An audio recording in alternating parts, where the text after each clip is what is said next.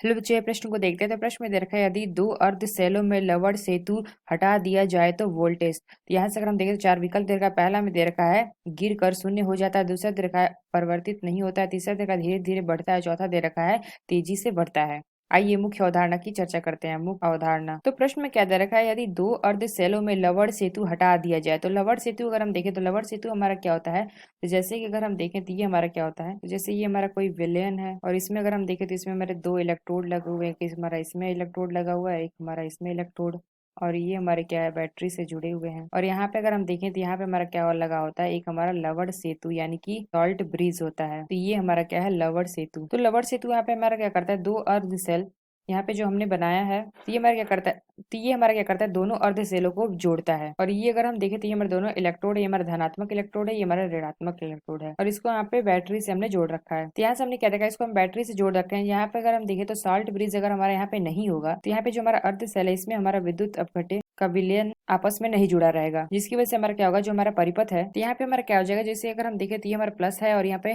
Minus electrode है, तो इन दोनों में हमारे क्या हो जाएंगे, आयन यहीं पे रह जाएंगे, दोनों में हमारे क्या होंगे, यानी कि आयनों का यहाँ पे अभिगमन नहीं हो पाएगा एक अर्ध सेल से दूसरे अर्ध सेल में। तो यहाँ से अगर हम देखें तो लवण सेतु अगर हम लगा देते हैं, तब हमारा क्या होता है, आयन जो हमारे होते हैं एक अर्ध सेल से दूसरे अर्ध सेल में प्रवाहित होने लगते हैं। तो जो हमारा एक अर्ध सेल है ये हमारे दूसरे अर्ध सेल से जुड़ जाएगा, तो जो हमारा परिपथ है हमारा क्या होगा, पूर्ण हो जाएगा। तो यानी ये जो हमारा लवण सेतु है, यानी जो अगर हम देखें तो जो हमारा लवण सेतु है ये हमारा क्या कर रहा है, परिपथ को पूर्ण कर रहा है। यानी कि जो हमारे यहाँ पे आयन है इनका परिगमन कर रहा है एक सेल से दूसरे अर्ध सेल में, यानी कि आयनों को एक सेल से दूसरे सेल में जाने के लिए मार्ग या रास्ता दे रहा है। इसीलिए इसको हम क्या कहते हैं, लवण सेतु कहते हैं। सेतु यानी कि मार्ग देता है, और इसको अगर हम हटा देंगे तो एक अर्ध सेल से दूसरे अर्ध सेल में हमारे जो आयन होंगे वो हमारे गमन नहीं कर पाएंगे, यानी कि जा नहीं पाएंगे, और जो हमारा परिपथ है ये हमारा पूर्ण नहीं हो पाएगा। इसलिए यहाँ पे हम लवण सेतु का यूज करते हैं। तो यानी अगर हम देखें तो यहाँ से अगर हम लवण सेतु यहाँ पे हटा देते हैं तो यहाँ पे हमारा क्या होगा, धारा का कोई प्रवाह नहीं होगा, और यहाँ पे आयन जो हमारे होंगे इसमें नहीं जाएंगे। तो जब हमारे आयन जाएंगे नहीं और यहाँ पे हमारा विद्युत धारा का भी प्रवाह नहीं होगा, जो हमारा विद्युत धारा का प्रवाह नहीं होगा तो जो हमारी वोल्टता है वो हमारी क्या हो जाएगी, शून्य हो जाएगी।